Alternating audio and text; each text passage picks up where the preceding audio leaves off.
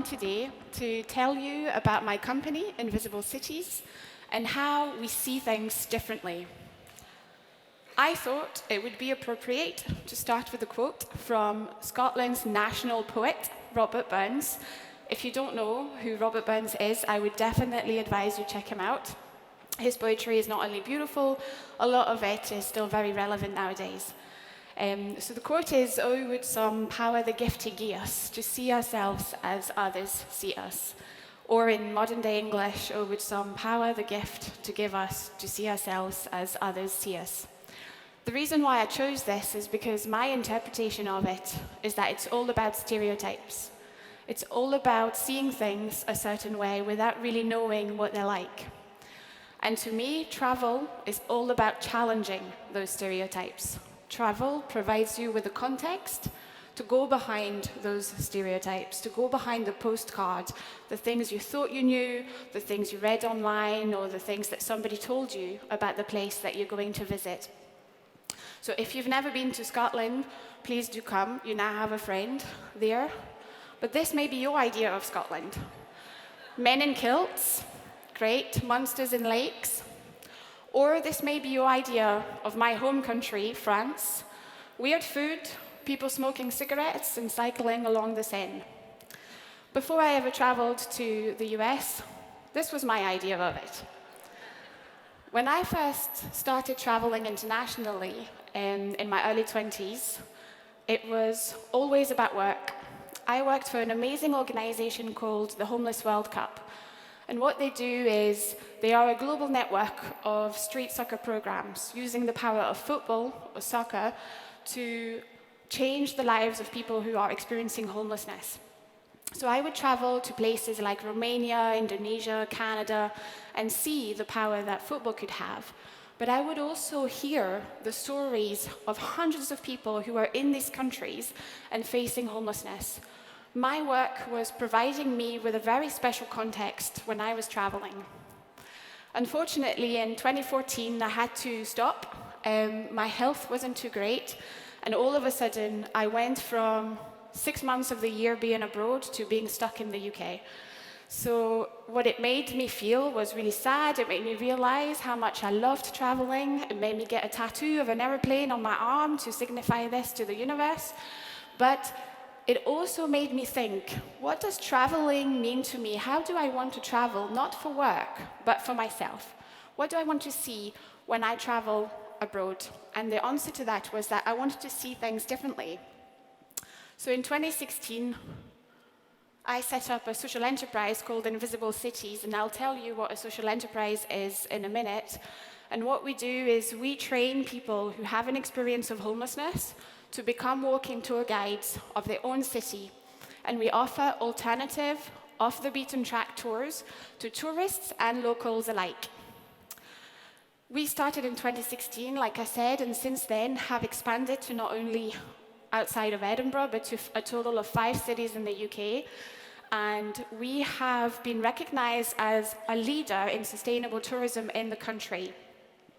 We kind of fit this eagerness from travelers to find something local, authentic, personal. The piece of feedback that I hear the most about our tours is like going on a tour with a friend who shows you and makes you see things differently. We also have been really well recognized for the work that we do, garnering the industry's recognition, not only in entrepreneurship, but also in tourism, winning loads of awards, which are always really glamorous and in complete contradiction with the work that we do every day. So this was the Barclays Award for Barclays Bank a couple of weeks ago down in London. We challenge perceptions of homelessness. All our guides design the tours that they deliver themselves. They choose the content, they choose the starting point, they choose the personal stories, or they choose not to give you any personal stories. We actually ask the question, what does homeless look like? Is it this? Why can't it be this? What we do is we invest in people to become whoever they want to be. Our training program is focused a lot on soft skills, so developing confidence, public speaking, customer service. And we work with amazing organizations like Airbnb Experiences, but also Booking.com, that comes onto our training program and helps our guides develop further in learning more about customer service, which are areas that they know a lot about. The question that I get asked all the time is, how do you make sure that guides turn up on time, or that they turn up at all, or that they scrub up well, or that they represent your company really well? And I'm not going to lie, this is bloody hard. But it works. It works because we give people a chance. A lot of the people that we train and we work with have experienced some kind of trauma, long-term unemployment, maybe poor mental health, maybe addiction. And one of the things that we all know, that saying, which is everybody deserves a second chance in life, which I totally believe in. But for our guides, a lot of them haven't had a first chance. So we give them that chance so they can develop their voice and they can tell their own story. It works for our customers. We have people coming from all around the world who come on our tours, travelers who come to Glasgow for the weekend, corporations who are on a team away day and want to do something that has an impact in the communities that they go into. We have mayors who have come on the tours, we've had celebrities come on the tours. But like I said, the piece of feedback is always going back to this very personal connection that you made with somebody that you never thought you could make that connection with. We are a social enterprise, and for those of you who don't know what that is, we are this hybrid organization between a company, so we trade and make profit, but we use 100% of our profit to support our guides further in their development. We invest in guides so they have enough skills so that they can get out and work for someone else. We invest in them so they develop their skills and feel confident to reunite again with their families if they've broken that bond. We invest in our staff, and our staff supports our guides every day. They support them with training, they support them with attending appointments, they support them with getting suited and booted when we go into an award ceremony, they support them with whatever they need. But we know that in order to achieve change, support our guides further, and change perceptions of homelessness, we have to achieve commercial success. And we can only do that by partnering up with amazing organizations, others who can help us push our tours, sell our tours, distribute our tours. Airbnb Experiences in the UK, for instance, is really helpful and supportive of what we do. We were one of the first experiences in Edinburgh, which was the first city they expanded experiences to after London. And now every time we go to a new city, then we have Airbnb Experiences out there. We are an impact experience, which means that we don't pay a fee, so we get 100% of the ticket price. But we also like to work with other innovative organizations like Geotourist. Geotourist is a GPS-led audio guide for travel destinations. They are one of the reasons why I'm here today, because they sponsored my coming from Scotland to Florida and covered some of those costs. But the great thing with them is that we developed a map of Edinburgh that invites travelers to spend their money differently when they're in the city. So it's not about coming on our tours, it's about buying your coffee in the morning in a place that has a local impact. It's about buying souvenirs that are plastic-free. And we got to launch that tour with a massive mascot, Blue Monster, all around the city, made us look completely mad. We treat people as people, and nothing is expected from our guides that wouldn't be expected from me. We have those honest conversations, and we try to develop people for who they are. But that's not enough, because what we want is to change and challenge the whole tourism industry, which is why it's amazing for me to be here.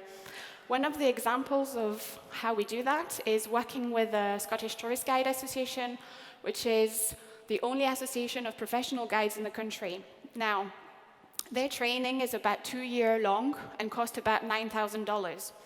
It's a process where you've got to write essays and be assessed on those essays. So let's just say it's totally not accessible to our guides or to people who come from different backgrounds. I'm not saying that our guides are not educated, because they are, 20% of them actually have higher university degrees than I do, and we like to challenge that stereotype that homeless people are not educated. Angus, who was the guide on the previous picture, is one of them. He's got a master's degree in archaeology, and that's a theme that he's really, really passionate about. But what we do with the Scottish Tourist Guide Association is we created a group and a scholarship for our guides to have access to their training, and a group of support for already trained and professional guides to help our own write those essays. We have loads of success and loads of challenges, and we are only able to achieve all of this through the amazing work that our guides kind of put through. Last year, 2018, we reached nearly 1 million people online through social media content, and that was through hard work from all our staff kind of looking at and developing amazing relationships with all the companies that you see on the stage. But I could tell you all about the awards that we win, the guests that we have, how many we've got and everything, but measuring success for our own guides, whether or not we know that we're changing their lives, is really, really hard. It's a success that's hard to measure. I'll tell you a true story. Sunny, who's one of our Edinburgh-based guides here, and I were doing an interview for BBC Radio Scotland, and during the interview, the journalist said to me, "Okay, how do you actually measure your success? What does it mean for your guides? Why would they take on and become guides? Would it change their lives?" And it took me about 10, 15 seconds to really think about it. During that time, he jumped in and said, "Well, me staying out of jail is a pretty big success. And I haven't been in jail for 3 years." And it's at that point I realized that 3 years was the amount of time that he'd been working with us. So whether they stay out of jail or they go back into full-time employment or reunite with their families, we just provide them with an environment where they can see themselves differently, we can see them differently, and they can be whoever they want to be. When I started Invisible Cities, I started from this angle of impact, of change, because I had worked in organizations that were doing the same. But I believe that all of you, all of us, can do this from wherever we stand already. It doesn't have to be from where I started. I had to learn the hard way, and I'm still learning every day, about distributing tours, selling tours, what an OTA means, and how we can work with Expedia, Booking.com, and Airbnb. And I've received a lot of support to learn about all these things. But I think the many questions that I want to leave with you today is for you to ask yourselves, how do your guests see you? How do your customers see you? How do your guides see you? How do your staff see you? How do the communities that you visit on your tours see you? And most importantly, how do you want them to see you? Because we can start impact and sustainability from anywhere we are. It can be when you hire a new guide, maybe you think out of the box and hire in a pool of people that is completely different to what you had thought of before. Or it could be to how you print your leaflets. I have been handing out my business card to people, and it looks pretty weird.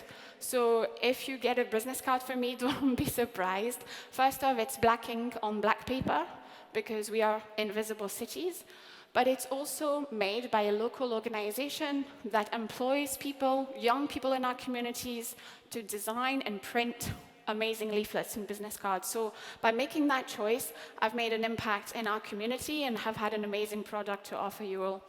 So I think, I hope I have conveyed the fact that we can all think out of the box, that we think out of the box, and that we see it work. For our guides, for myself, I'm here today and I can't wait to be speaking to all of you.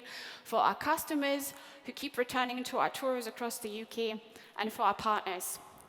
And I hope that I've given you a bit of the Robert Burns effect. I've made you think and try to have yourself see yourselves as I can see you. And as we say back home, don't let our old acquaintance be forgot, and please stay in touch. Thank you so much.